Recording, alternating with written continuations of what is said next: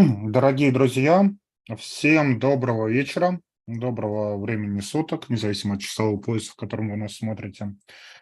Сегодня мы возвращаемся к вам с уже ставшими редкими выпусками традиционных ЭзоПодкастов, но даже этот 40-й ЭзоПодкаст будет довольно инновационным. Его тема Лама Гленн Муллин, буддийский учитель и переводчик.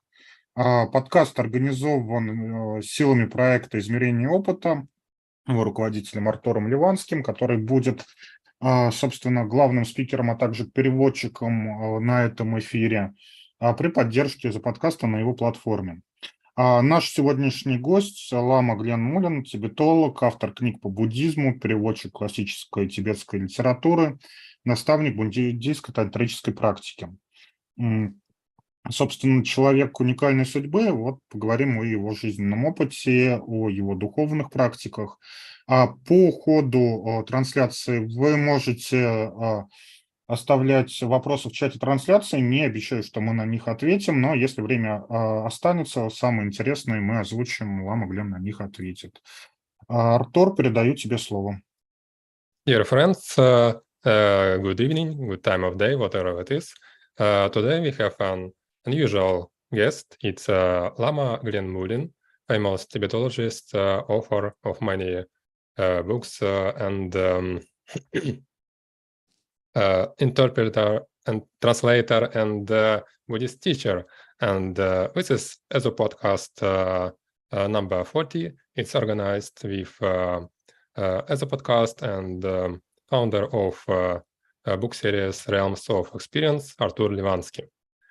Me, Артур Ливанский, I will be interpreter for Russian audience, and Lama Glenn, greetings, and please tell us about your family background and how you became interested in Buddhist path. Thank you so much. I think my own background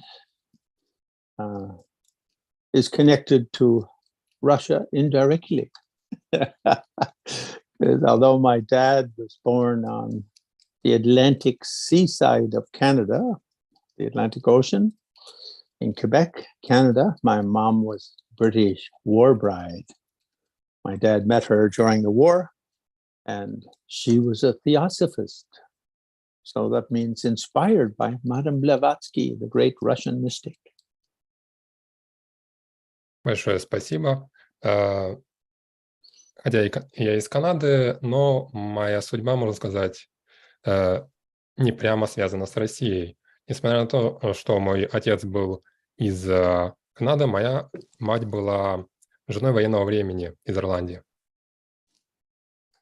So when I was on my previous visit to Russia, because of that connection with Blavatsky and Theosophy, I did interviews met with some of the Russian Theosophical movement today in Russia. Also, I went to the museum in honor of the Ruriks, because Nicholas Rurik, the great Russian mystic and painter, was also Theosophist. Of course, since that time, that museum, I think, has been dissolved and the artworks redistributed. But again, I have a strong connection with the Nicholas Rurik side of that movement. Моя мать была теософом, и я неоднократно приезжал в Россию, в том числе посещал музей Рерихов. И несмотря на то, что этот музей, как я понимаю, был расформирован,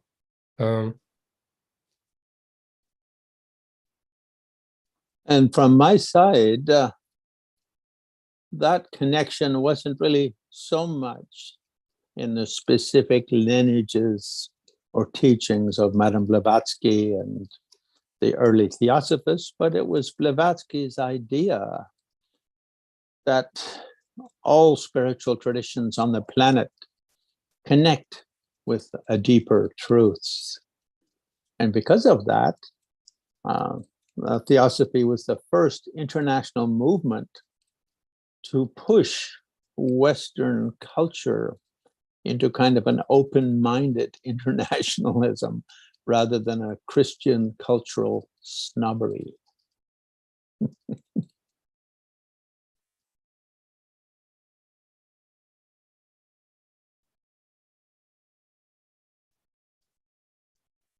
And и поскольку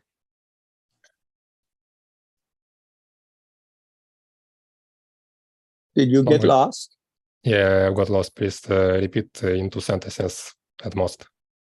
Okay. Mm. So you could say my real interest in Blavatsky and the early Theosophists wasn't so much in the actual teaching lineages coming from those sort of great pioneers, but it was Blavatsky's idea that all spiritual traditions of the earth have some direct take on reality, truth, spiritual truth that is beneficial. So in a way, you could say she is the first Westerner to really break down the Christian snobbery and cultural condescension that characterized Europe and the Americas in the late 1800s. И моя связь с учением Блаватски не столько в его основных идеях, а сколько в том, что она впервые разорвала своего рода иудео-христианское снобство, которое пропитывало культуру Америки и Европы, и открыла людям путь к новым истинам. And as a result, my mom, growing up in London, had that international experience. And when she married my dad and came to Canada, she brought classics from many of the great Asian traditions, Bhagavad Gita from Sri Lanka and from India, and Dharmapada from Sri Lanka, and Tibetan Book of the Dead on Tibetan Buddhism, Tao Te King from China, and so forth. And from time to time, for our entertainment and cultural expansion, she would read a verse or two from those various books or a passage or two. I'm mostly connected with the Buddhist tradition. И моя мать по этой причине собрала достаточно большую библиотеку священных текстов из самых разных восточных религий, в том числе Дао-Дэ-Цзин, Бхагавад-гиту, Дhammapada. И периодически она читала нам несколько строф перед сном. And then later, after college, I went to England to meet my mom's side of the family. And I heard that, so this was 1970, 71, I heard that Dalai-lama, 71, and I heard Dalai-lama was opening a school for Western people in Dharamsala. So I traveled over and I thought I'd stay 3 years, but after 3 years was not yet enlightened. So it became 6, still not enlightened, 9, still not enlightened. And in the end, my training went for 12 years. And that's not to say that I was enlightened after 12 years, but I felt competently grounded. Я отправился навестить свою семью, и после совета матери я отправился в Dharamsalu, где была открыта школа Далай-ламы. Изначально я планировал провести там 3 года, но после 3 лет я еще не достиг просветления, и после 6 лет не достиг просветления, и после 12. My two main, in Dharamsala, I certainly fell in love with the Tibetans and Tibetan culture, and especially the Lama culture, the spiritual culture, very quickly.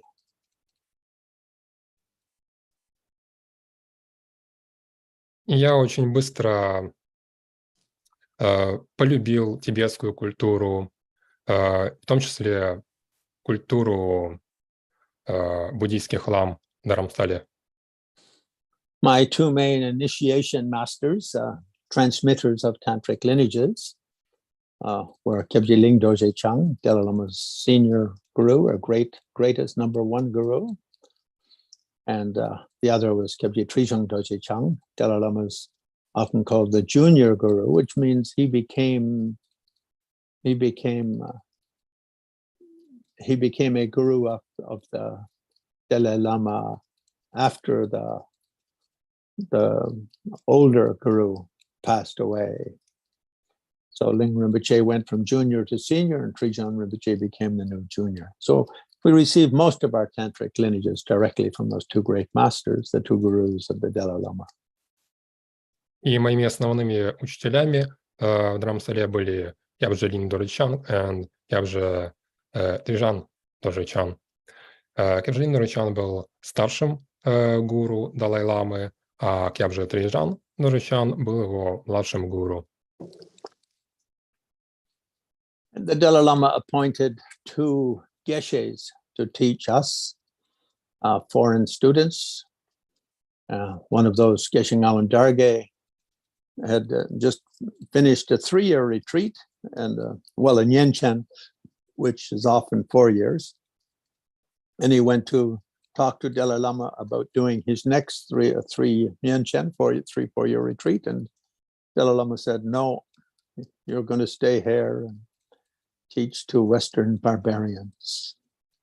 Далай-лама назначил нам двух геше, и первым был Геше Нгаванга Даргье. Он только что закончил свой 3-летний ретрит Нянчен и уже собирался совершить второй 4-летний ретрит, но Далай-лама сказал, что нет, ты останешься и будешь учить западных варваров. And the other was Geshe Rabdan, and both of those lamas had been fully trained in Tibet, and he had recently finished a 6-year retreat. And when Dalai Lama asked him to teach, he said, "Okay, but I'm not moving down the mountain. Anyone wants to study with me, they have to walk up to where I am, and we'll do whatever transmissions up here." So those two were appointed by Dalai Lama for taking care of Western people, bringing Western students to enlightenment. And in a way, that's what often in Tibetan they call petigegen, a kind of like day-by-day teacher. Peti is actually text or scripture, but generally they teach very, very precise lineages. И вторым был Геше Раптен, и оба эти наставника пошли свое обучение в Тибете. Геше Раптен только что закончил свой 6-летний ретрит, но когда Далай-лама назначил его наставником, он сказал: "Да, но я не буду спускаться с своей горы". Поэтому, чтобы с ним учиться, нам приходилось подниматься на гору. И I also had the good fortune to receive transmissions and teachings from Lamы Tubtена Еше, Tubten Sopa Rinpoche, these two very unique, special masters. So I'm very, very honored to have had the opportunity to meet and receive some, you could say, blessings from them. также у меня была прекрасная возможность получать наставления у Ламы Тубтена Еше и у Ламы Сопа Ринпоче, прекрасных учителей. И я получил от них множество передач, посвящений. Dalai Lama always encouraged us to study or receive transmissions outside of Gelugpa school as well, his own school. So for that reason, I received quite a few transmissions from the then Sakья Trizina Rинпоче, the head of Sakья school. I received quite a few transmissions from Kalu Rinpoche, the head of the Shengpa school, from Tai Situ, and also Bero Khyentse, two sort of highly regarded Karma Kagyu lamas. И Далай-лама побуждал нас получать посвящения и учения, в том числе у учителей других традиций. Так что я получал учение у главы школы Сакья Тризина Ринпоче, Геше Ламы Тубтена Ринпоче, великого филиппинского ламы. And I had 3 different Nyingma lamas as well, from whom I received numerous transmissions and had very, very warm, very close karmic connection, you could say. Также у меня было 3 нинапинских наставника, у которых я получил множество учений и имел с ними очень теплые отношения. And so like that, I studied and trained in India for 12 years, from 1972 until 1984. Итак, я учился и практиковал в Индии, начиная с 1972 года по 1900 up to. And during that time, one of my lamas, quite early, maybe 75 or 6, suggested that I start translating some simple Tibetan practice texts and publishing. And so at that time, I was mostly supporting myself by writing articles for various Buddhist magazines around the world, and an American newspaper. I was a stringer for an American newspaper. So he said, better to do Dharma writing.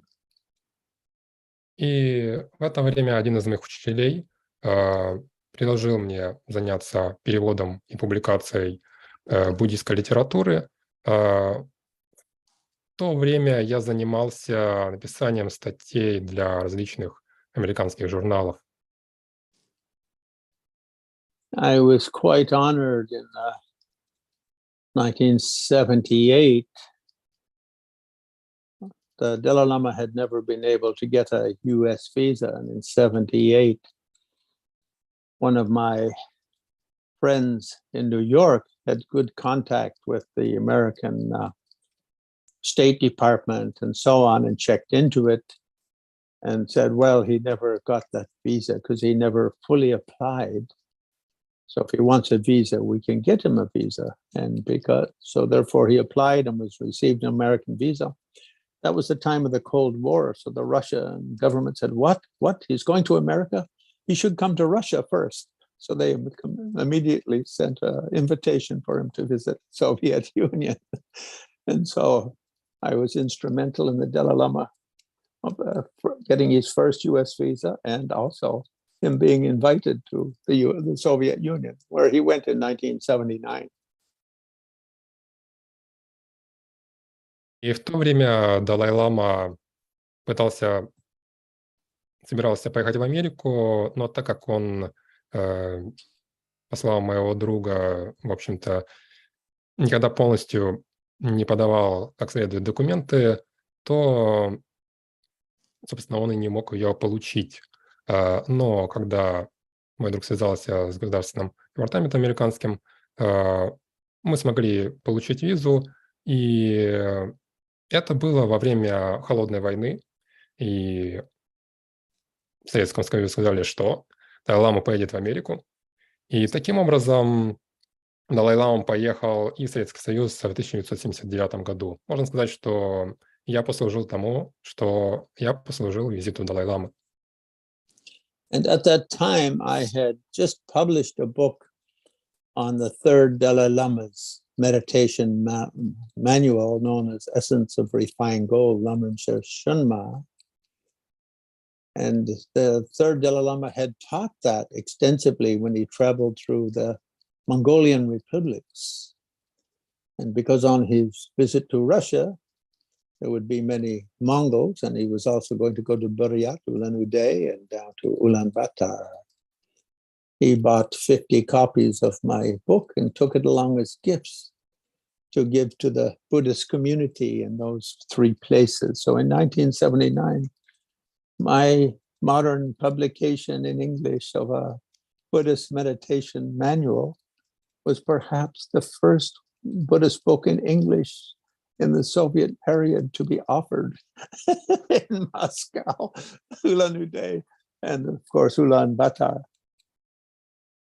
И в то время я перевел Ламрим Ламрим Сершунма примерно переводится как «суть очищенного золота». И когда Далай-лама поехал в Советский Союз, он захватил с собой порядка 50 копий. И можно сказать, что моя работа была первым переводом с тибетского на английский, которая попала в Советский Союз. And I think over the years, something like 3 or 4, perhaps 5 of my books have been translated and published in Russian language by various publishing houses. I'm told that some of those translations are a little rough from the Buddhist way of reading because of the technical nature of Buddhist language, and usually in-house translators just translate whatever is given to them. They don't have to be an expert in that field. It's the same in every Western country. So some of those translations, I'm told, are a little bit rough, but that's okay by me. My own translations are always a little bit rough. И в течение последующих лет порядка 3, 4, 5 моих работ были переведены на русский язык. И мне говорили, что они переведены несколько грубо, и технический язык не всегда очень удачен. Но это обычное дело с местными переводчиками. И то же самое происходит на Западе. По большому счету, мои переводы также немного грубовато сработаны. Поэтому я об этом не беспокоюсь. Yeah.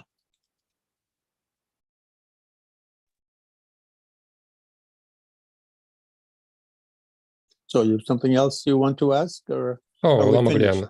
Are we finished? Can I go home? No, it's early. Yeah, home already. I'm joking.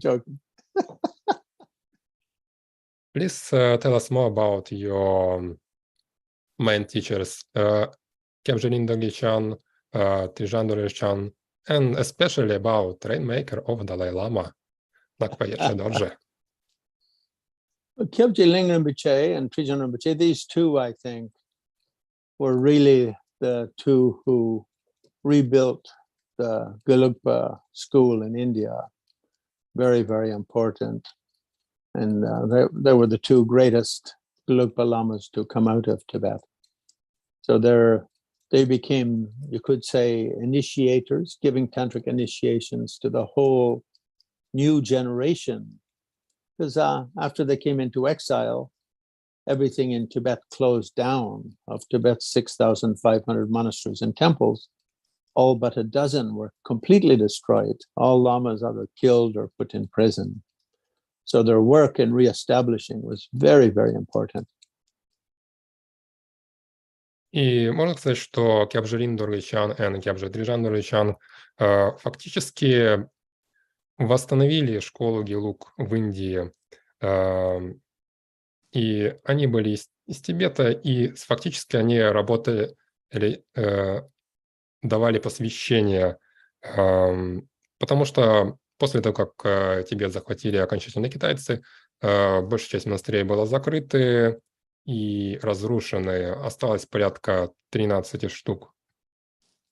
And they were both amazingly beautiful human beings, very simple, down to earth, sort of treating every person who came to visit them like you were a member of their family. You were their favorite son or daughter. It was very amazing to be embraced by such great beings in that way. And on the other hand, any Dharma question one had about anything, you would, if one just asked, one had immediate clarification. Their Shitrig, Kedubni is a Tibetan expression. They were great, learned masters, but also Truba, greatly, fully realized masters.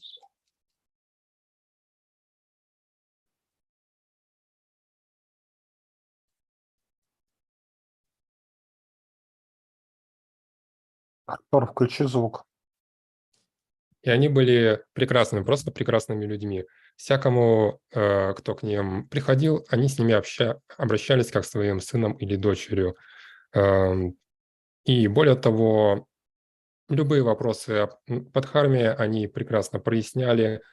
Они были то, что называется на тибетском кедрубни, то есть полностью достигшие совершенства в учености и друг практики. I remember once when I visited Kьябдже Линг Rinpоче and Ламы Тубтена Еше, the founder of the international FPMT movement, was there, and it was toward the end of his life. And after meeting with Ling Rinpoche, I went outside, and I knew where Lama Yeshe was staying, so I sort of sat beside the road between Ling Rinpoche's house and his house, and thought maybe if he walks along, he'll want to sit and take a rest beside me. And he came along and gave me a big smile, and he sat down. He said, "Wow, you're very lucky to meet Ling Rinpoche. For us, he is living Buddha. Living Buddha."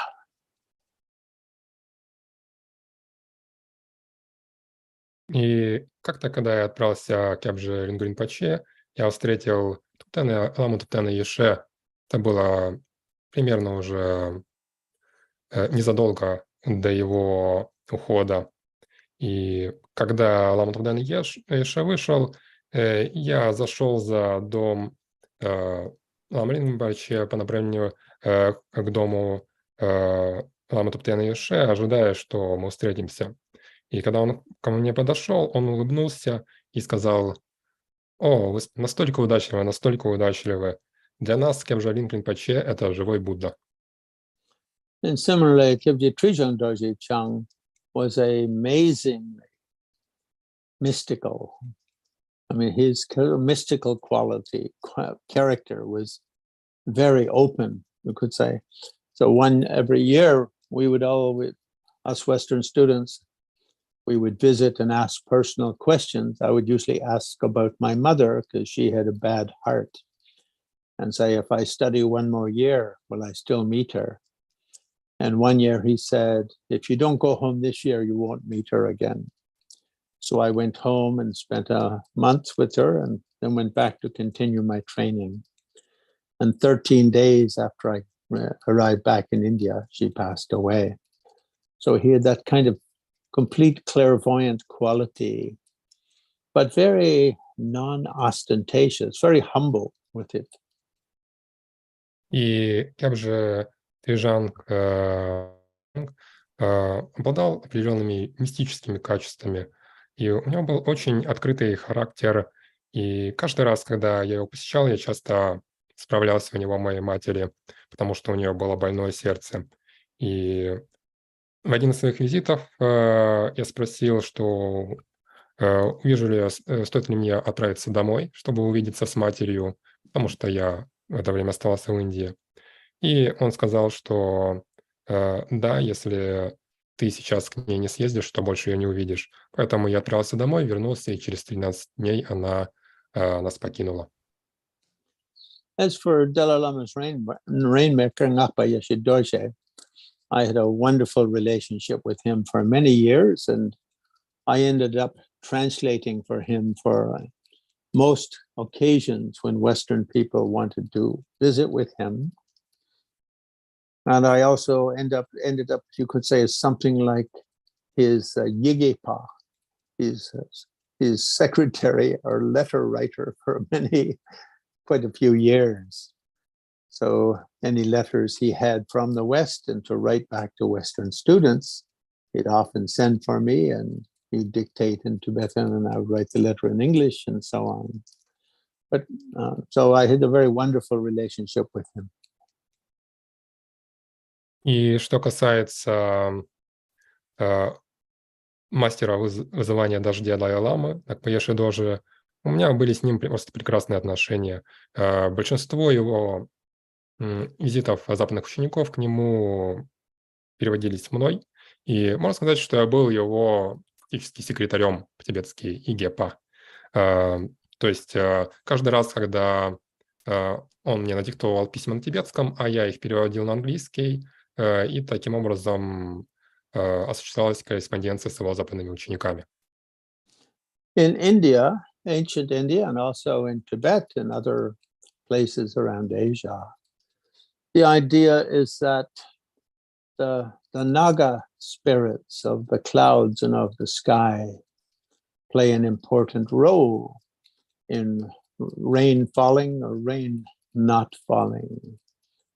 In Tibet, many villages, all the way from Ladakh over to Kham and up through Mongolia, over through Buryat, many had a kind of a Ngakpa kind of Lama or Tantrika, who's amongst his or her many tasks would be the occasional rain making or rain stopping, making rain after planting season and stopping rain in harvest and other such occasions. В Индии, Khame и в Тибете, существует такое верование, что змеиные духи нагов, небес и облаков, соответственно, могут заставлять дождь идти или не идти. И во множестве деревень Ладакха и Кама есть свой лама Накпа, среди множества задач которого это как раз-таки вызывать дождь во время сезона высаживания культур и останавливать дождь во время сбора урожая.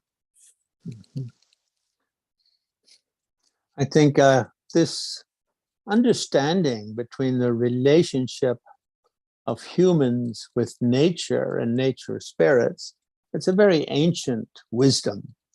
We see it with North American natives, rain dances for making rain and other kind of dances for stopping rain and so forth. And it's been very effective or beneficial for human society for thousands of years. But in North America, the lunatic Christian fringe termed it the work of the devil and outlawed it. So it's kind of disappeared from our native North Americans. And similarly, in Europe, I think much of the early mystical traditions were destroyed by these lunatic fringe of the Christian world.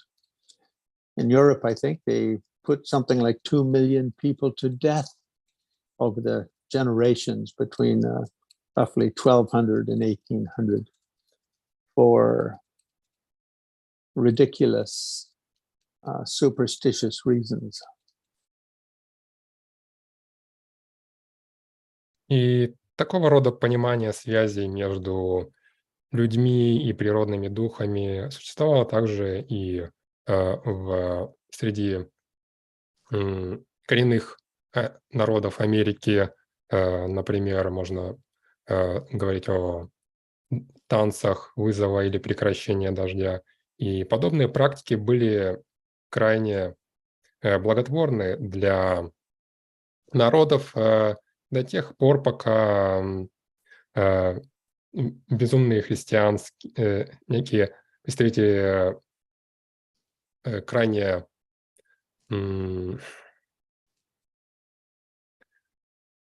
представители христианского фундаментализма фактически сделали подобные практики незаконными, и они постепенно сошли на нет. И в Европе то же самое. В процессе нашествия христианского мира между XII и XVIII веками утверждается, что было убито порядка 1 миллиона людей по совершенно безумным обвинениям.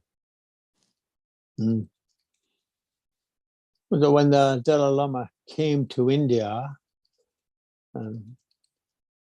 none of his rainmaker, rain stoppers was able to come at that time.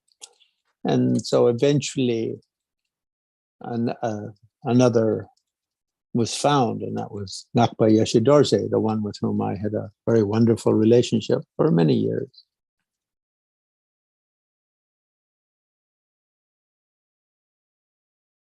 И когда Далай-лама прибыл в Индию, ни один из его мастеров вызова и прекращения дождя не смог с ним перебраться, и у него не было такого мастера до тех пор, пока не был найден Ngakpa Yeshe Dorje.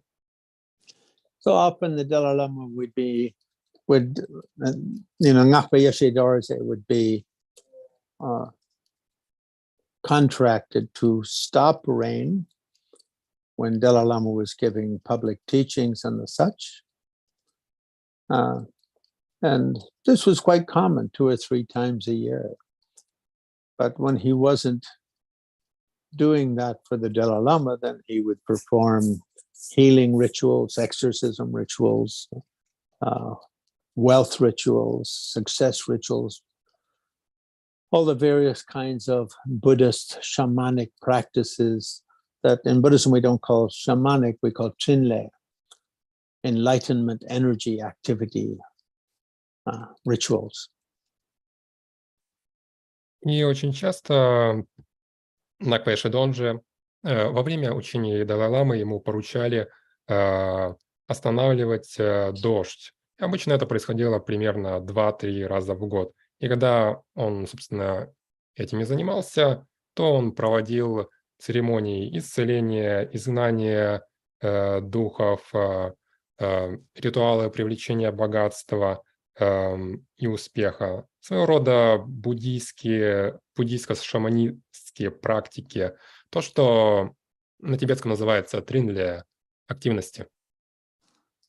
During planting season of the Tibetan refugees in South India, he'd often go down and be hired by the farmers in South India to make rain. And again in autumn and harvest season, even though he lived in Dharamsala, he'd often be again hired to go south and stop the rain during the harvest season. That was quite common.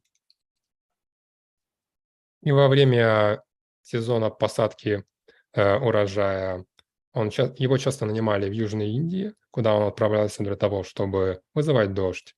И во время осени, во время сбора урожая, и он опять же туда отправлялся, и его нанимали для того, чтобы он дождь прекращал.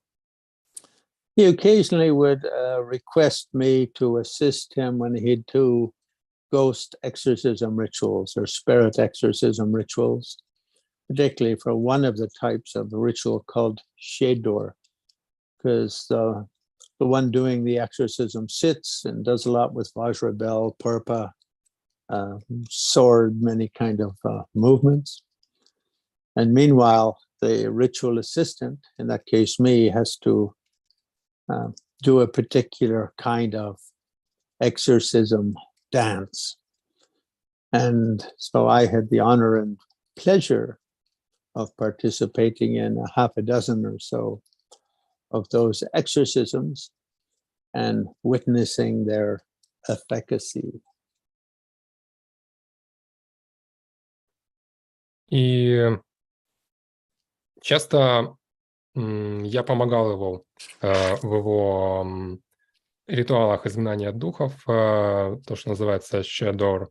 И во время этих ритуалов используется достаточно много ритуальных предметов, важа, колокольчик, меч и так далее.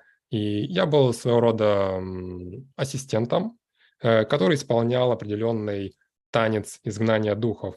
И я имел честь и удовольствие принимать участие в порядка полдюжине таких ритуалов.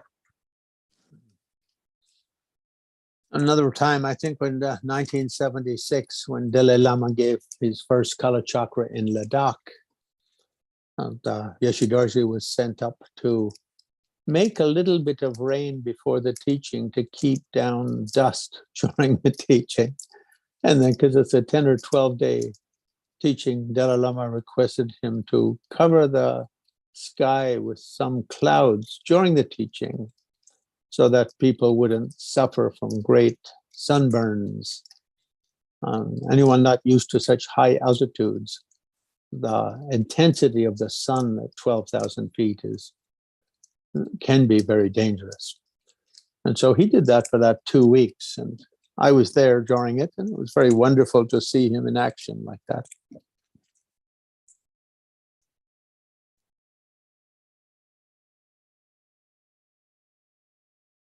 И, например, один из случаев в 1976 году, когда Далай-лама впервые даровал посвящение Калачакры Ладакхе, Лама Еше Дорже был приглашен для того, чтобы вначале вызвать дождь непосредственно перед учениями, чтобы прибить пыль в местности, а потом для того, чтобы закрыть небо облаками, чтобы люди на высоте 3000 километров, где солнце очень агрессивное и вызывает сильные ожоги, не страдали от жары.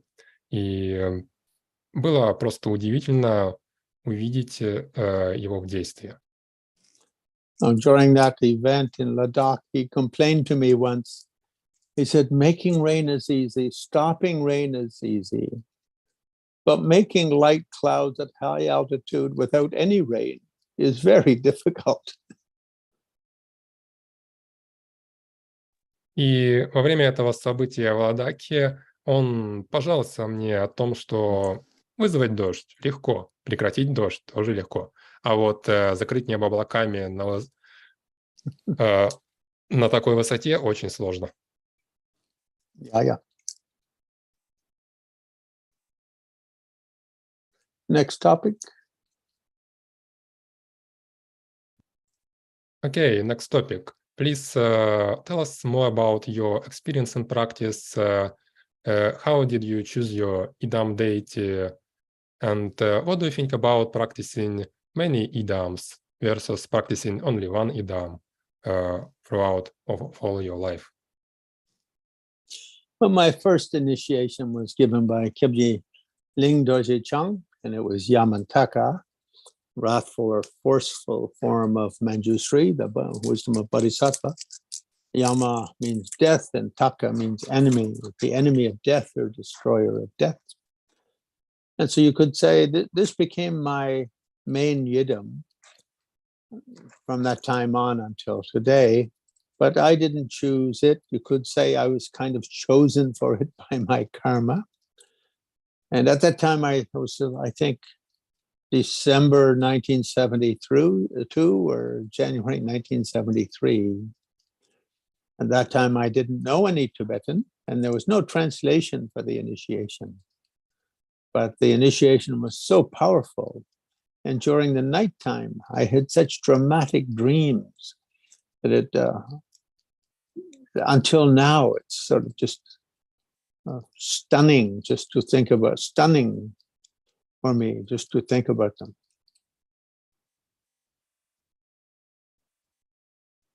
И самое первое свое посвящение я получил у Кьябдже Линг Дорджечанга. Это был Ямантака, гневная форма Манджушри. Яма — это смерть, а Така — это уничтожитель смерти или убийца смерти. И с тех пор он был моим основным идамом. Нельзя сказать, чтобы я его выбрал. Скорее, он стал моим божеством в силу прошлой кармы. И это было то ли в декабре 1972 года, то ли в январе 1973. Тогда не было перевода с тибетского языка, и я тибетского особенно и не знал тогда. И в ночь после посвящения у меня были очень драматичные сны, и даже сейчас, вспоминая их, я просто впечатлен. For me, it was just astounding because it was an ordinary day, and I sat in the temple with a few hundred monks, and the whole thing was in Tibetan. And usually initiation is 2 days. And the first day is called the Tagun, which means kind of like the analysis for whether or not this practice is right for you and significant. And the next day is the real initiation. And one's dreams are one of the ways in which that indicate the significance or importance or connectedness to it. И меня это очень поразило, потому что это был обычный день, и я сидел в храме вместе с несколькими сотнями тибетских монахов. И обычно посвящение проходит в течение 2 дней. Первое – это тагон, то есть определение того, подходит эта практика вам или не подходит. И второй день – это, собственно, посвящение как таковое. И после первого дня у меня были вот эти... И сны после первого дня посвящения являются способом определить, подходит ли вам эта практика и достигнете ли вы в ней результата. And during the night, my dreams started. I just kept dreaming of yamantakas, like millions and millions of them, like snowflakes, but like shining stars, their bodies almost like little balls of fire, but not fire that burns, but fire that just totally fills you with joy and physical pleasure, physical bliss. And for hours during the night, these waves, like being hit by a tidal wave, just kept striking against me. And each time the effect would be so powerful that I would, in my sleep, almost pass out from the bliss. And it went on for hours and hours. And finally, just toward dawn, in my dream, I achieved enlightenment. The meaning is, I dreamed I achieved enlightenment, not that I achieved enlightenment in my dream. I dreamed that I achieved enlightenment. И сны начались с того, что великое множество яманток, просто миллионы яманток, подобно снежинкам или сверкающим звездам или горящему пламени, но не такому пламени, которое обжигает, а пламя, которое наполняет вас радостью и физическим блаженством. И подобно волнам они накатывали на меня раз за разом в течение многих часов. И с каждым разом эффект был все сильнее и сильнее до тех пор, пока я начинал чувствовать, что я теряю сознание. И в конце концов я достиг просветления. Ну, мне приснилось то, что я достиг просветления, не то, чтобы я тогда достиг просветления. Мне приснилось то, что я достиг просветления в эту ночь. And when I woke up in the morning, I remembered every phase of that dream with utter clarity. It was like, not like a dream, it was like a full waking experience. And of course, I knew I wasn't enlightened, but I also knew that the transformation in my life was very, very powerful. That my whole center of gravity, my whole posture, my whole inner perspective had all shifted dramatically by this very, very unique experience, very transformative experience. И после пробуждения я с высокой четкостью понял каждую фазу этого опыта. Я знал, что я не достиг просветления, но сам этот опыт трансформировал меня и, можно сказать, изменил центр моей гравитации.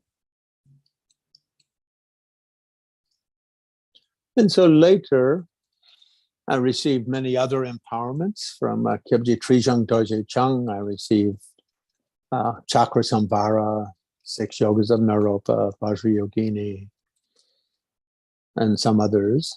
And from Dalai-lama, received Kala Chakra, another transmission of the 6 Yogas, probably half a dozen or so Kriya Tantras. And so on with all, I probably received another 50 or 75 initiations from different lamas. But Yamantaka remains my favorite, you could say. And those others do have a place in my life, a place in my heart. And I do see how they benefit me and benefit my life and benefit my sense of purpose in this life, benefit my, you could say, successful activity in this life. But in terms of Yidam as a vehicle for enlightenment, Yamataka for me has certainly been the most powerful. И с того периода я получил священие Чакрасамвары и 6 йог, Ваджа-йогини, Дджанга, Дорджечанга.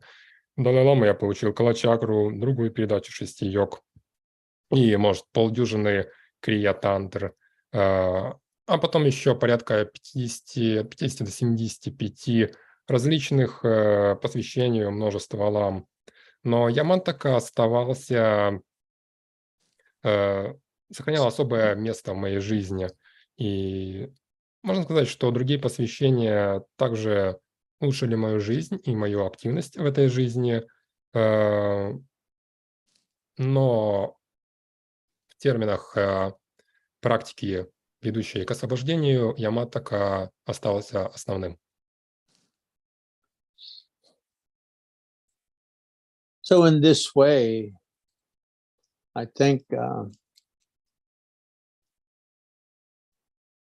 my own training was more similar to the way early Tibetans trained in India than it was to say the way Tibetans in Tibet trained during the last 500 or 600 years. And the situation, I think, for me is a little bit more like what it was for those early Tibetans going to India. Because coming from one culture and going to another, studying those yogas, meditations, and other aspects of the enlightenment endeavor, as a foreigner is always something a little different than doing it as a native, so to speak.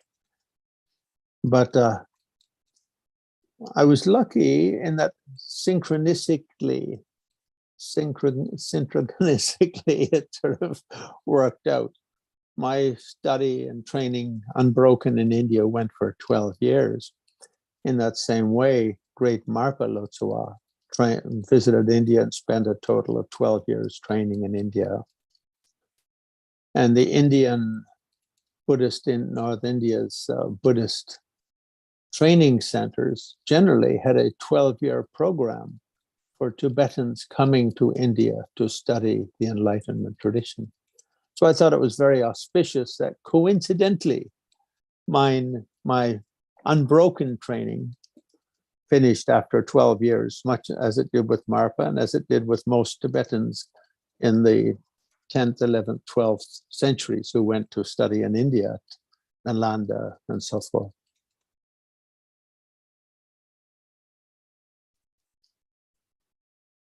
И таким образом мой путь был больше похож на путь ранних тибетцев, которые отправлялись в Индию учиться, чем путь тибетцев последние 500-600 лет. И в каком-то смысле это довольно сложно отправляться в другую страну, другую культуру, иностранцам, осваивать язык. Но, тем не менее, это интересно, потому что мое обучение закончилось через 12 лет, так же, как Марпа отправился в Индию и обучался там 12 лет. Или как и многие индийские буддийские центры представляли тибетцам тренировочную программу на 12 лет. Так что я считаю, что это было своего рода благоприятной случайностью или сочетанием обстоятельств, что мое обучение завершилось через 12 лет. Yes. Okay, next. Okay, next question.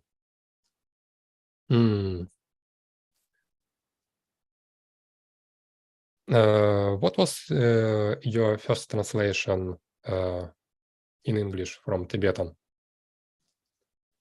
Well, after the Dalai-lama gave Kalachakra in Bodh in 1974, I think it was, maybe Christmas 73, early 74, something like that.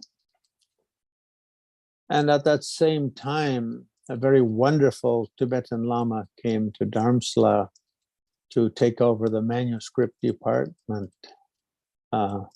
His Excellency Dobum Tuku. And one day I bumped into Rinpoche. I met with him. I was doing evening Kora around the library, and he was. And he came up and said, "Oh, yes, you're studying Tibetan. And people mention your Tibetan is coming along quite nicely. I have a suggestion. I want to improve my English and also my understanding of English words, Buddhist words, Dharma terminology in English. And it might be beneficial for you if we read some Tibetan text together and sort of officially translate." And so you could say that was the first. So then I said, "Well, what would you like to do?" He said, "Well, why don't we start with the Shabden of the present Dalai Lama, the long life prayer for the Dalai Lama. It's written by Ling Rinpoche, Trijang Rinpoche." And so we read that and we published it as a little booklet. And so that was, I think, the first thing I did that I published. And right after that, he said, "Why don't we do the little 6-session Kalachakra Guru Yoga that was given out at that Kalachakra empowerment? That might be useful for people." So those were the first two things that I read, translated, and printed. Now they're very short texts. We printed them as little sort of pocket books in the sense that they would actually fit in a pocket. Those were two things that many people did daily. So for me, that was very wonderful to begin with the Kalachakra 6-session yoga from Khangsar Dorje Chang, a very great Tibetan Lama who had lived in, I think he died in the 50s in Tibet. But he was the guru from whom Dalai Lama received his Kalachakra.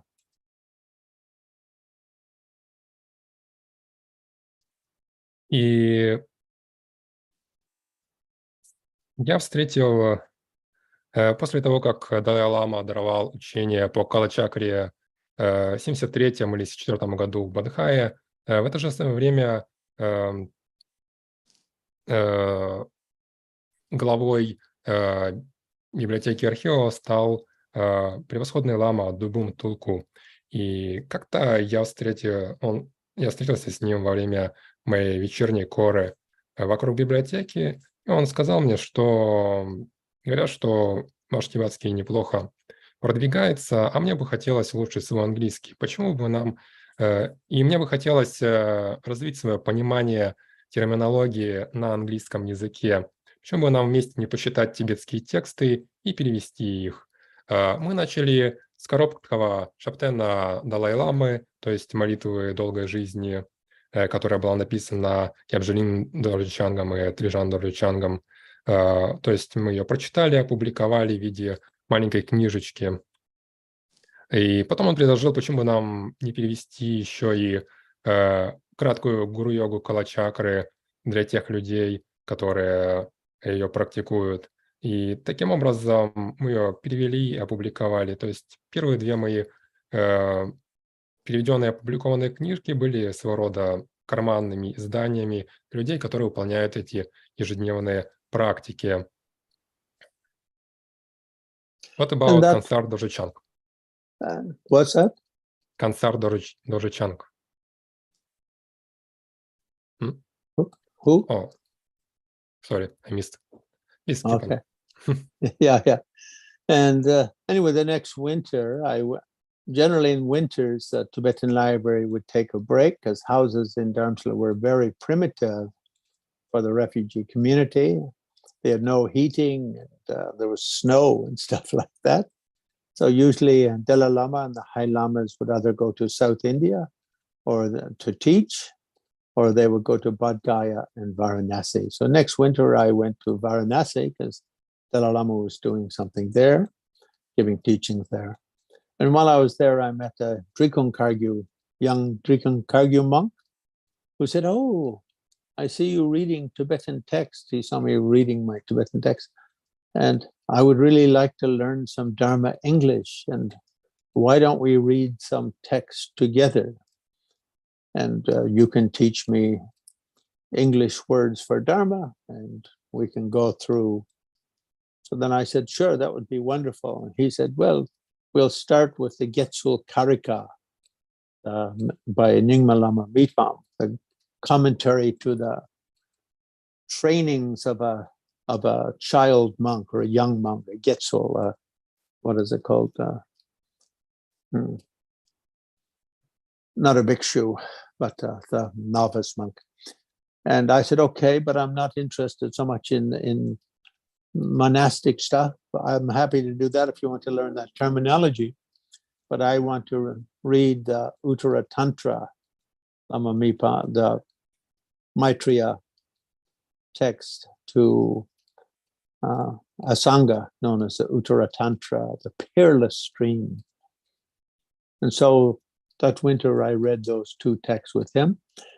And we ended up translating Mipam's Trainings of a Novice Monk. It was published by Tibetan Library. The other one I decided not to publish because it's such a complex text from point of meaning. There's so many dozens of commentaries to it in Tibetan. So I decided not to publish it, but I still have the original translation, and I enjoy reading through.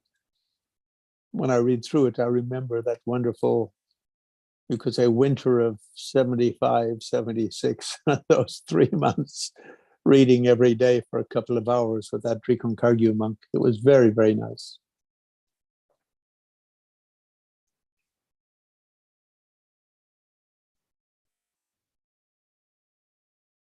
И следующей зимой в тибетской библиотеке и архивах были каникулы, потому что в те времена библиотека была довольно примитивной, везде снег, полное отсутствие отопления. Далай-лама отправился в Южную Индию, Бадхаю и Дхарамсалу, чтобы учить. А я, когда отправился в Бадхаю, встретился с молодым монахом из Дрикун Кагью. Он увидел, что я читал на тибетском, и сказал: "А почему бы нам не почитать вместе?" Потому что он хотел улучшить свое знание буддийской терминологии на английском языке. Давай будем читать Гетсул Карика Мипама Ринпоче. И Гетсул Карика — это своего рода комментарий на обеты монаха, не полностью посвященного монаха, а послушника, можно сказать, монаха-ребенка. Но я сказал, что я не очень интересуюсь в такого рода детальных монашеских вещах. Почему бы нам не почитать Уттара-тантру Ачарья Асанги? И таким образом мы читали эти тексты, но я решил, что они были опубликованы тибетской библиотекой трудов архивов, за исключением первого текста, поскольку он мне показался слишком сложным, с большим количеством деталей. И таким образом я наслаждался чтением зимой 75-76 года, читая по несколько часов в день. During that time, late 70s and early 80s, I was often asked to edit manuscripts given for publication to Tibetan Library. And so that was a wonderful learning experience for me as well. But in terms of translation, when Buddhism was translated from India, from Sanskrit into Tibetan between about the early 7th century through to the end of the 13th, 12th century, the regulation was there should be one Indian who is fully engaged in the project and who is a master of that specific lineage or tradition, and one Tibetan who was a strong student of that tradition or devotee to that tradition or practitioner of that tradition. And so you should have one expert from the target language, Sanskrit, and one expert from the source language, which was India, and the target language, which is Tibetan. So you'd always have one Indian, one Tibetan. And so all early translations are made like that. The Tibetan government under Songtsen Gampo made that encourage. You got sponsorship to translate that. And also with Trisang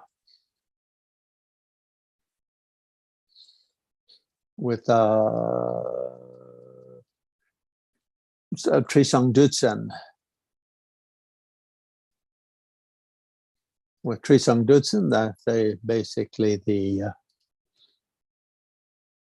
he fully sponsored translations, completing translations that had not yet been done and revising. And again, that was the model. One master from the source language and one qualified person from the target language. So all translations I did, I always followed that. And I was very lucky in Dharmsala because there were many great lamas around. And so anything I wanted to translate, I would take and read with a great lama.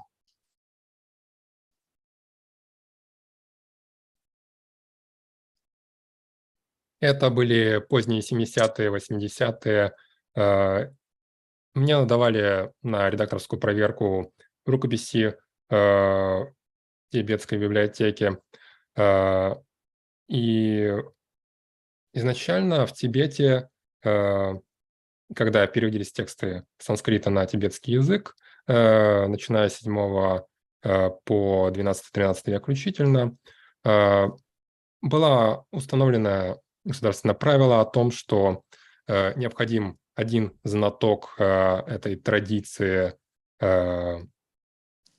индиец и один тибетский практик этой традиции. Таким образом, для перевода текста был необходим один эксперт, на языке, с которого переводится с санскрита, и эксперт на языке, на который переводится текст, то есть на тибетский. И, собственно, я следовал также этой традиции, поскольку тогда было множество замечательных учителей в Индии. И во время первого периода переводов в Тибете Трисоном Даоцяном, императором Тибета, была установлена и спонсирована такая программа переводов.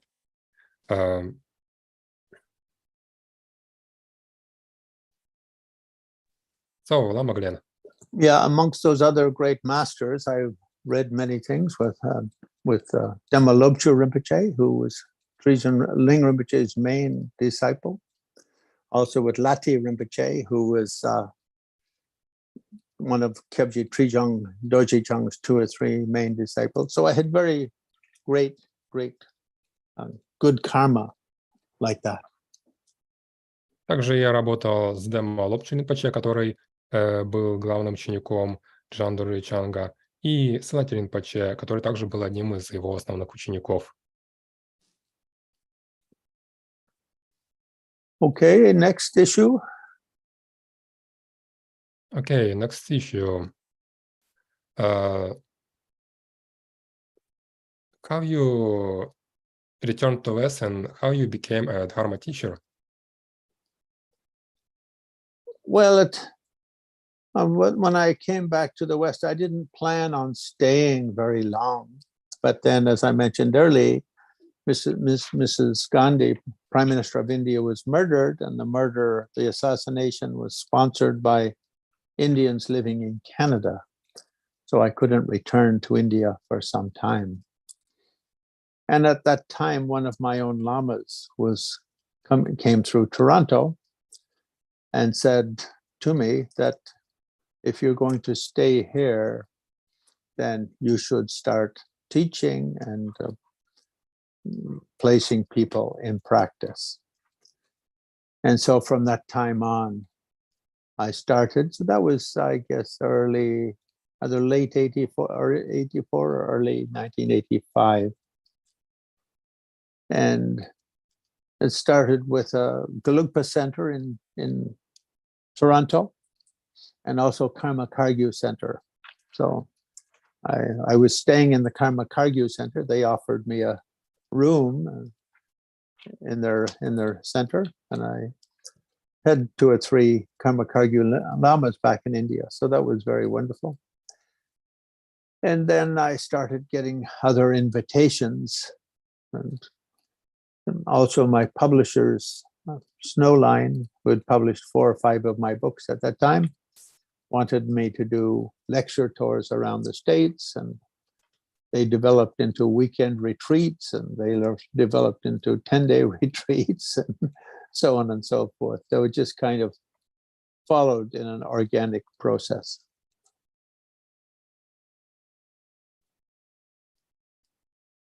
Когда я вернулся в Канаду, я, в общем-то, не собирался оставаться надолго, но дело в том, что миссис Ганди была убита, и это убийство было спонсировано индийцем, который в это время проживал в Канаде. Таким образом, канадцам на долгое время был закрыт доступ в Индию, я не мог получить визу, поэтому я переехал в Торонто, и один из моих учителей, это было где-то в 84 или 85 году, сказал мне, что если уж ты остаешься, то начинай учить.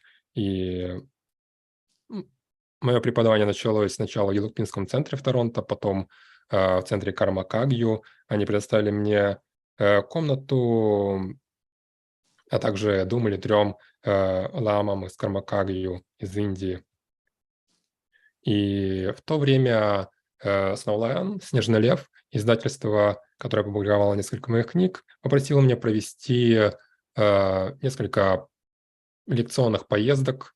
Потом это переросло в ретриты на выходных, а потом это переросло в 10-дневные программы. Basically, I would say from the time of Buddha, there was a kind of attitude towards enlightenment training. And the first Dalai Lama mentions this in a verse in which he says, when a man is in his youth, he should study hard. When he matures, he should do strong practice and gain realization. And then in his deeper maturity, he should teach and turn the wheel of Dharma. So, as I said earlier, traditionally, Tibetans from 7th century until roughly 12th century would spend 12 years studying in India and then spend a few years practicing. And after that would take up the responsibility of transmission. In my own life, it sort of happened like that effortlessly. After 12 years, I came to Canada, couldn't go back. So during my training, I did quite a bit of meditation and quite a few retreats, and it continued like that. So you could say I kind of fell into the pattern mentioned by the first Dalai Lama. In my youth, I studied and trained, and then did strong practice. And in my mature years, took up the mantle of turning the wheel of Dharma.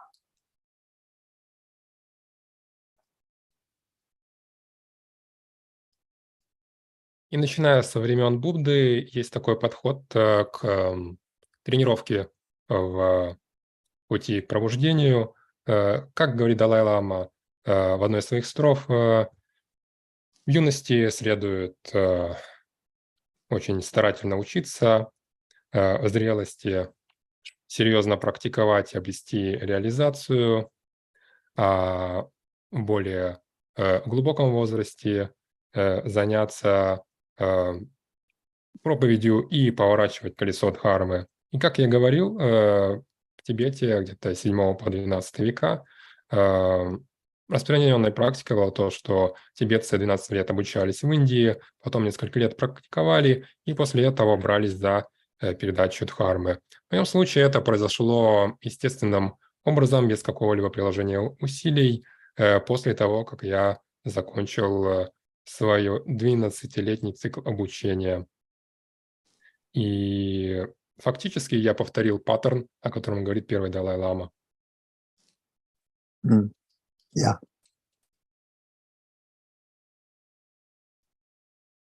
So, next question. Yes.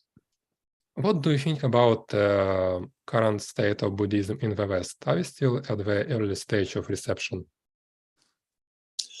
Well, obviously,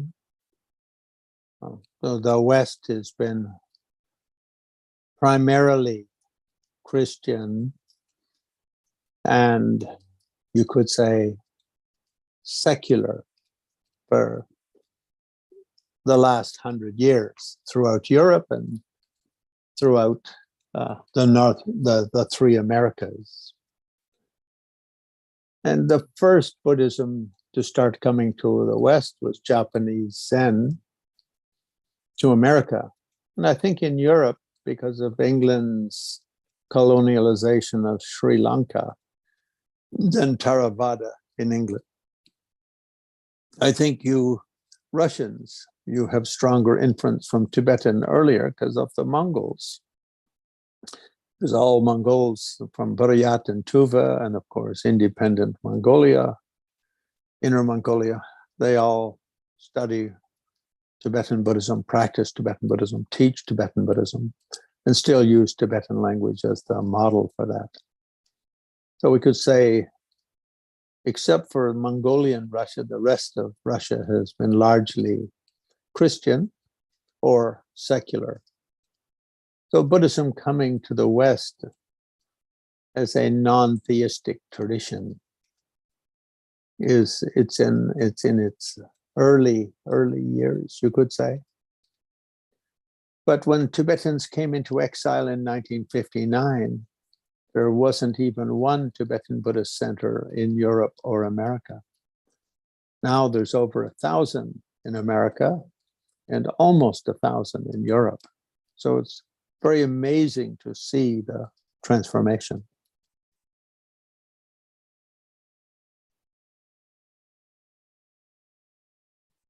Очевидно. Дело в том, что по большей части Европа, Америка последние сотню лет были христианскими и секулярными. Первыми буддийскими учителями были мастера дзен, которые попали в Америку.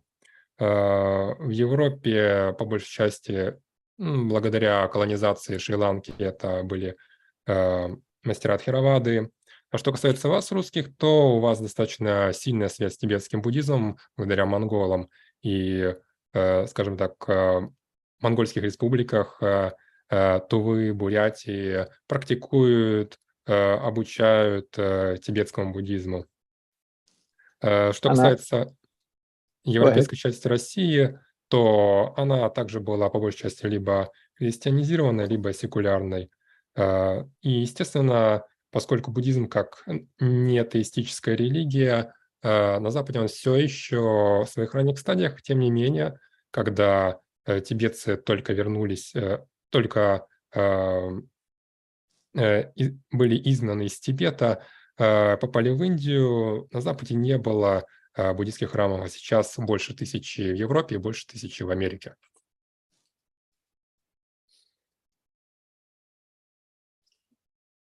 And I think in 1959, when Tibetans came into exile, there were only 5 or 6 translations of Tibetan books, and not a single one on any of the writings of the early Dalai Lamas. So all we had were the Evans Wentz, translated by Kaze Sawe Dandup, and Evans Wentz books back in the 1920s and 30s, and Gunther's translation of a couple of works. And that was it in the English language. France, Germany, perhaps Russia had a few other ones I couldn't say, but we had 5 or 6 in English language. That was it. And maybe 2 or 3 Western scholars could read Tibetan comprehensively and speak it to some extent. And there were 0 Tibetan Buddhist centers or Tibeto-Mongolian Buddhist centers in the West. And now I would say we have at least 1,000 Tibetan texts translated and published in English. I myself have published 12, books on Dalai Lama writings, but that each of those books are selected works, so it has a half a dozen different Dalai Lama books in it. So we have well over 1,000. So the state of knowledge has grown probably 10,000 times over what it was in 1959 and 1960.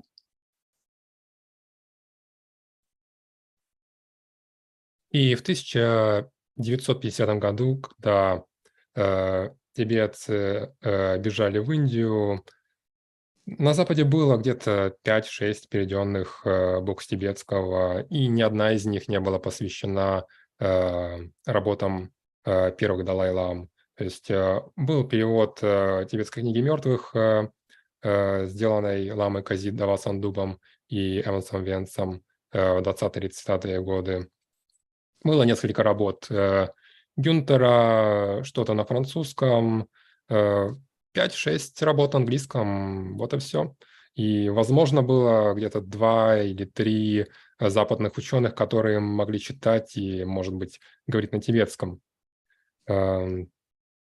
И было совершенно 0 тибето-буддийских центров, а теперь их более 1000. И более 1000 переводов. Я опубликовал где-то 12 букв, посвященных работам Далай-лам, и где-то половина из них была переведена на другие языки. Так что можно сказать, что на Западе ситуация с знанием тибетского языка и религии улучшилась 10 000 раз. When I was, I think it was 1991, I was on a teaching tour of Europe at the invitation of various Lama Zopa, Lama Еше centers. And I was in Madrid, and the Dalai Lama had sent a Geshe to live and teach in Madrid. And we spent a lot of time together because I'd known him very well in India. And he didn't speak Spanish or English, so he was very enthusiastic to have a visitor who could speak Tibetan. And at that, early in that visit, he mentioned that in 1963, the Dalai Lama had held a conference with about 1,000 lamas of all the different schools. And he reminded them of a passage in the Lankavatara Sutra, which says, 2,500 years after my death, my Dharma will go to the land of the red man. And the Dalai Lama said that this represents Europe and America. We think of ourselves as white people, but Tibetans think of us as pinkish red. So the Dalai Lama said, all of you here who are young lamas, you should start learning foreign languages because your services are going to be required internationally over the next 50 years, very much so. And so that was the prophecy. from Lankavatara Sutra by Buddha himself in 1956, 3 years before invasion of Tibet through Tibetan lamas all over the planet, scattered like ants.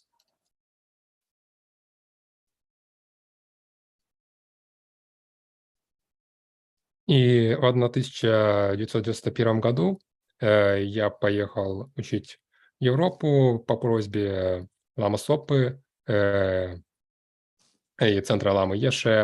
Я прибыл в Мадрид, куда Лама Сопа также отправил Геше, который не знал английского языка, и он испытывал достаточно сильный энтузиазм к общению со мной, поскольку ему было очень скучно. И в 1963 году Далай-лама провел конференцию где-то с 1000 лам из различных школ и напомнил пророчество из Ланкаватара Сутры, где Будда говорит, что 2500 лет спустя моего ухода дхарма придет в земли красных людей и краснолицых людей. И хотя для нас, европейцев, американцев, мы себя считаем белыми, то для тибетцев мы скорее розово-красные. И Далай-лама подчеркнул, что все молодые ламы должны изучать иностранные языки, потому что будет очень важно обучать на Западе. So often, I think in early days, North Americans like to think that land of the red men referred to native North Americans.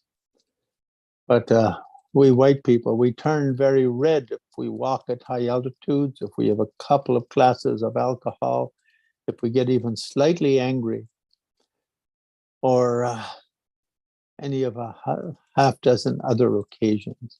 So Dalai Lama pointed out, it really means Europe and America. И мы привыкли думать о краснокожих как о коренных жителях Северной Америки, но вообще говоря, если мы, белые люди, выпьем несколько стаканов алкоголя или пройдем слишком много времени на солнце, или засоримся, или полдесятка других вариантов, мы становимся красными. Так что это связано с пророчеством из Ланкаватара Сутры. Okay. So in terms of the state of Buddhism, I would say now in the West, we have probably at least 500 to 1,000 Western students who have received the traditional 12 years of training with both theory and practice. We probably have 100 Western people who are competent Dharma teachers, that as competent as most Tibetan teachers, more competent than many Tibetan teachers. But like Dalai Lama said, Tibetans will probably rule the roost in some ways, play a very important role for the next 100 years, because transmission has to mature, you could say. But it's just amazing to see the difference between now and 1959, when the Chinese invaded Tibet and the diaspora took place. И если говорить о состоянии буддизма, то в настоящее время в Европе у нас порядка от 500 до 1000 западных людей, которые прошли традиционное 12-летнее обучение, и, может быть, где-то сотня компетентных западных учителей. Okay, now I will ask questions from our listeners. What? Okay, yeah. Игорь, у нас есть вопросы из зала? Да, я вопрос зачитаю, он один пока, но он есть. Я его зачитаю на русском, хотя он был задан на английском для слушателей. Вопрос от Милы. Она спрашивает: уважаемый Лама, не могли бы вы, пожалуйста, дать несколько советов тем, кто прочитал несколько книг по тибетскому буддизму и вдохновился его практикой?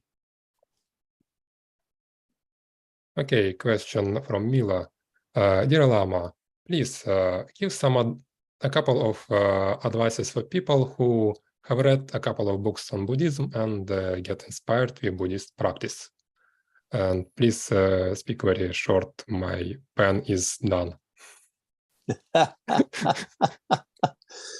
Yeah, so I think if we look at practical Buddhist texts like Lojong or Lam Rim, from that kind of genre of Buddhist book, we can get a basic idea of how to sit in meditation, the structure of contemplative meditations, how to cultivate shamatha, leading or meditative quiet, you could say, and develop deeper mental focus. We can learn the basics of practical Buddhism in that way. And if we can actually meet a qualified teacher in some way, that's also very good. I mean, it's probably the best way to go, especially for advanced teachings. In today's world, it's not too difficult because of internet and Zoom. People can have remote learning with Dharma, such as in this situation right here. But at the same time, they can have a direct connection with a deeply experienced teacher.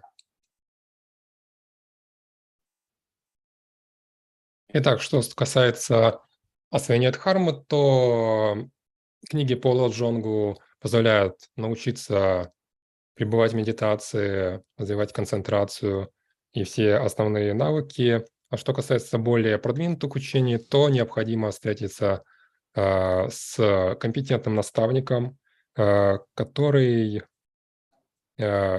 глубоко освоил практику. И в наше время это достаточно просто, благодаря интернету и Зуму, как, например, сейчас.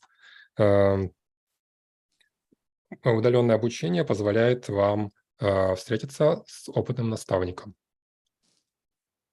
Окей, Лама Гленн, thank you very much. Yeah. У нас есть еще новые вопросы, зачитаем их или... Oh, we have another question. Вопрос от пользователя под ником Толян.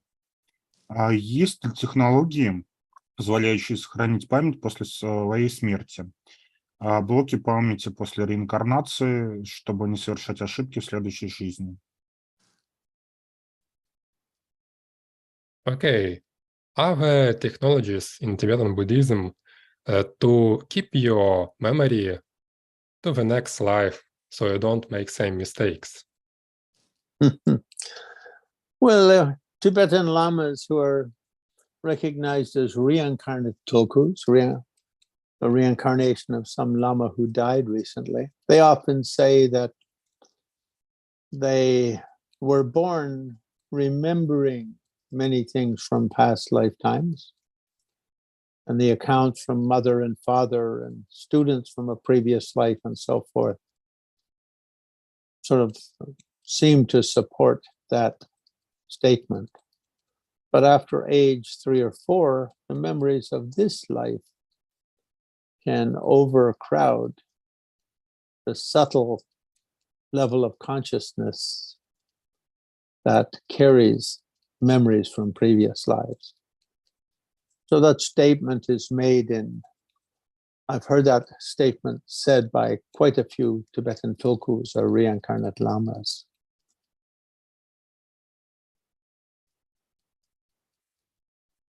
Что касается тибетских лам, которые являются тулку и умерли недавно, после своего рождения какое-то время они могут помнить вещи из своей предыдущей жизни, своих учеников, и существуют подтверждающие свидетельства, но где-то после 3-4 лет опыт этой жизни, так сказать, замещает, перекрывает опыт предыдущей жизни, блокируя тонкий уровень сознания. И я слышал это утверждение от многих лам-перерожденцев. And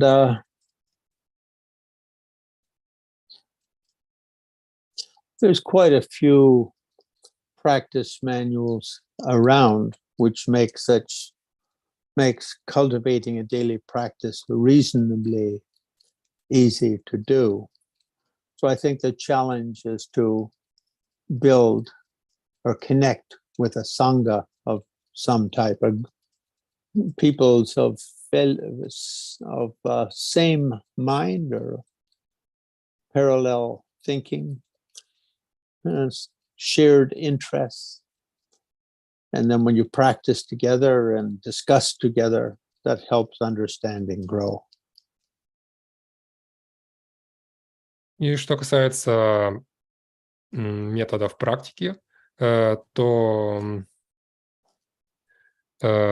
собственно, их достаточно просто выполнять, но проблема в том, что все-таки желательно встретиться с какой-либо санхой, с группой людей, которые мыслят в том же направлении, обмениваться опытом, и это позволяет пожелать расти. Otherwise, I mean, reading, I myself started to understand Dharma through reading from my teen years, because there were no lamas, there was no Tibetan Buddhist center in North America and in Canada. I mean, in Canada, at least there weren't. And so I learned something from age 12 or 13 on in that way. And later, when I went to India, met the Dalai Lama and his gurus and lamas appointed by the Dalai Lama to teach to us. So making a contact with a living teacher can be quite useful. But if one cannot do that somehow for whatever reason, then practice manuals on practicing Buddhism, Lam Rim, Lojong, these kind of texts are quite valuable.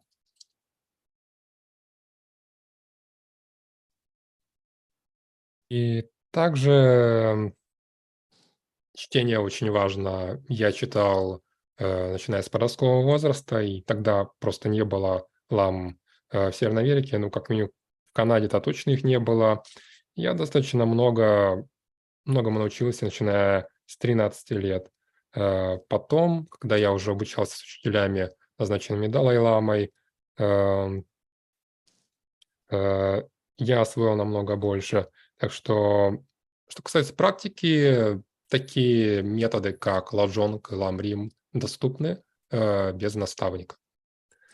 And if you can get an initiation into one of the tantric practices, whether it's Tara or Shenrezi or Amitayas or highest yoga tantra like Yamantaka or Vajrayogini, one can do a daily tantric sadhana, or what's called in Tibetan gomde, meditation while recitation with meditation kind of texts.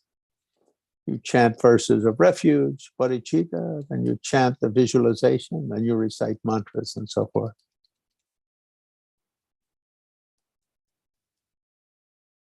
И что касается практики, то, вообще говоря, желательно получить инициацию посвящения Тары или Чинрези или Амитаюса, либо божества высшей йога-тантры, например, Ямантаки или Ваджра-йогини, и выполнять ежедневную садхану, то, что называется гомде, то есть повторять, читать строфы прибежища, бодхичитты, начитывать мантры и так далее.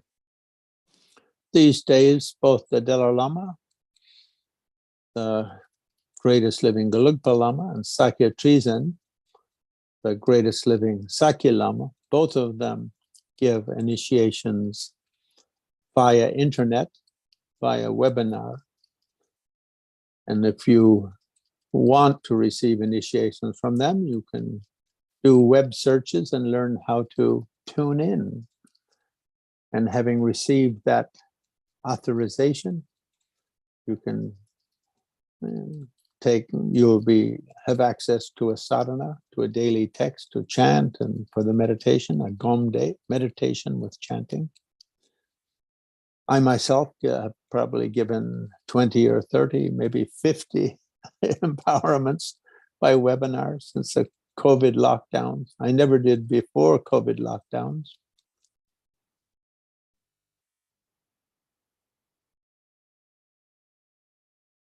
И также как Далай-лама, так и глава школы Сакья Тризин, они оба дают посвящение через интернет.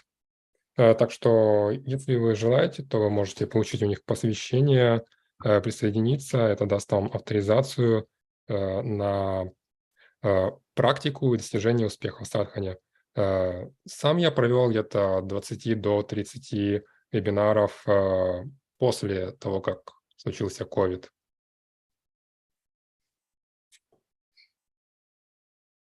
Ну что ж, Так, следующие вопросы? Хорошо. Так, сколько еще вопросов? Еще два. Давай. Ларгара Аурелиан спрашивает, практиковал ли Лама Гленн 6 йог кала-чакры, или они были лишь его научным интересом? Lama Glenn, did you practice 6 yogas of Kala Chakra, or was it just scientific interest of yours? I have zero scientific interest in Buddhism. Zero. У меня буквально 0 научного интереса в буддизме, просто 0. Хорошо. Следующий вопрос несколько специфичный. Не уверен, что Лама Гленн, в принципе, на него ответит в силу его специфичности, но как называется техника копирования энергетических состояний и их запароливания, чтобы входить в нужное энергетическое состояние, спрашивает Толян. Скинь, пожалуйста, в чат. Окей. Это очень длинный вопрос. Да.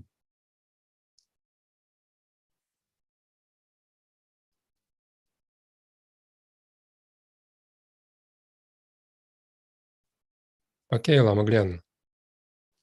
What's the name of a practice of copying energetic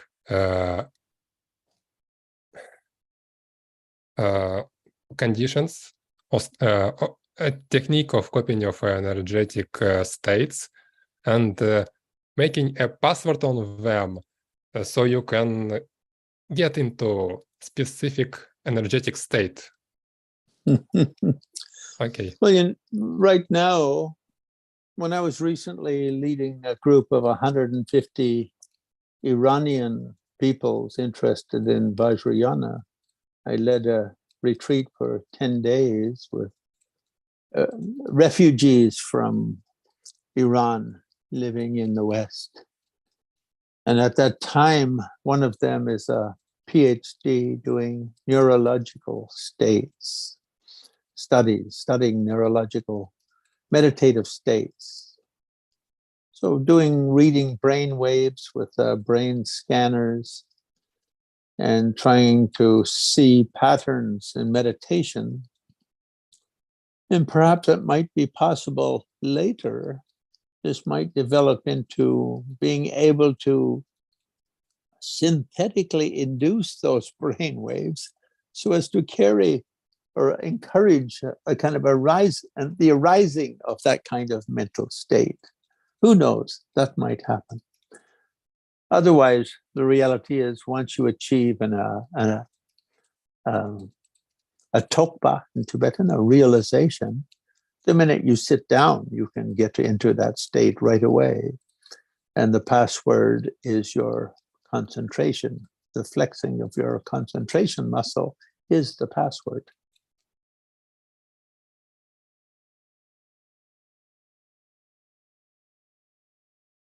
Не так давно, когда я проводил ретрит для примерно 150 иранцев, которые являются беженцами, живущими на Западе, то среди них был один доктор философии, который занимался исследованием состояния мозга, то есть он снимал показания мозговых волн своими сканерами, и вполне возможно, что в будущем будет возможно стимулировать мозговые волны для вхождения в нужное состояние.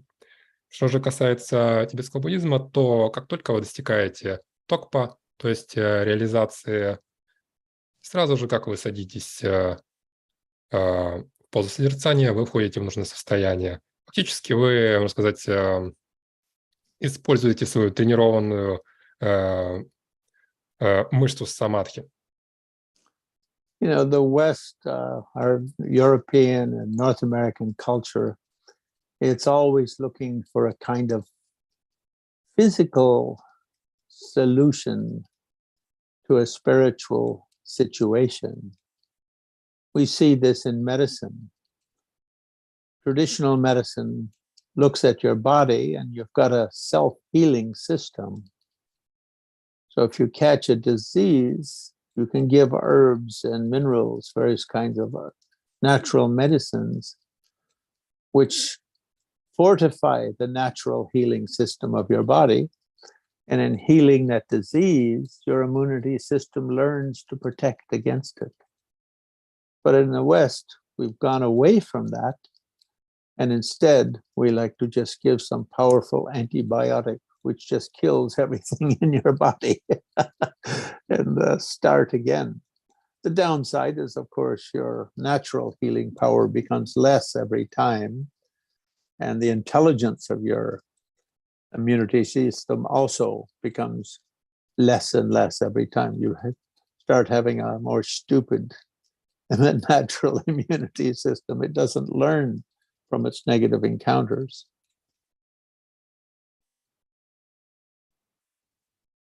И так сложилось, что в Европе и в Америке, на Западе, можно сказать, что мы пытаемся найти физическое решение для духовных проблем. И это же касается и медицины, потому что традиционная восточная медицина воспринимает тело как самоисцеляющуюся систему и использует природные препараты и минералы для того, чтобы укрепить ее. А на Западе мы любим долбить тело ударными дозами антибиотиками, и это приводит к тому, что фактически наша иммунная система не учится и становится все более и более тупой. It's a little bit like, say, drinking alcohol or taking drugs to get happy. Taking a physical approach like that for a spiritual or a mental effect has a short-term benefit, but it might have a long-term deficit, so to speak, a long-term harm. And when we learn to increase our happiness merely through meditation and healthy living, the kind of happiness that arises is more healthy, more stable, and more easily sustained for a longer period of time. И это напоминает употребление алкоголя для того, чтобы ощутить счастье. И хотя у него есть кратковременный эффект, но также есть долговременный дефицит и вред. И если мы учимся жить более здоровой, счастливой жизнью, то мы можем стать не просто более здоровыми, получаем здоровье, стабильность и способность это здоровье поддерживать. Yeah. Okay. Итак, я думаю, мы уже выходим из рамок установленного времени.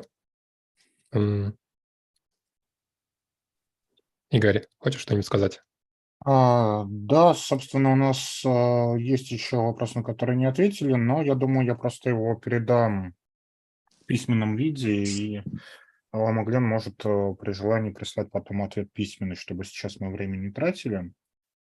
Я хочу выразить Ламе Гленну огромную благодарность за то, что он посетил нас. Для нас это большая честь принимать таких гостей, приобщиться к мудрости буддизма в том числе. Дорогие друзья, ставьте нам лайки, подписывайтесь на канал. Если у вас остались вопросы или какие-то моменты остались с вами не поняты, вы можете писать в комментариях под видео. Также подписывайтесь на группу «Измерения Опыта», ссылка на группу в описании. Так, у нас все. Артур, что-нибудь добавишь? Yes, I will translate. So, great thanks to you, Lama Glenn. It's a great honor to have such a impressive teacher and to kind of get in touch with Buddhism, at least for a little bit. And we hope that we'll have next installments in future dedicated to your work. My honor, my pleasure, and thank you so much for the invitation and for the great adventure of traveling across cyberspace and back. Огромное спасибо вам за приглашение и великое приключение путешествия через киберпространство. Спасибо, спасибо. Всем хорошего вечера. До новых встреч, друзья.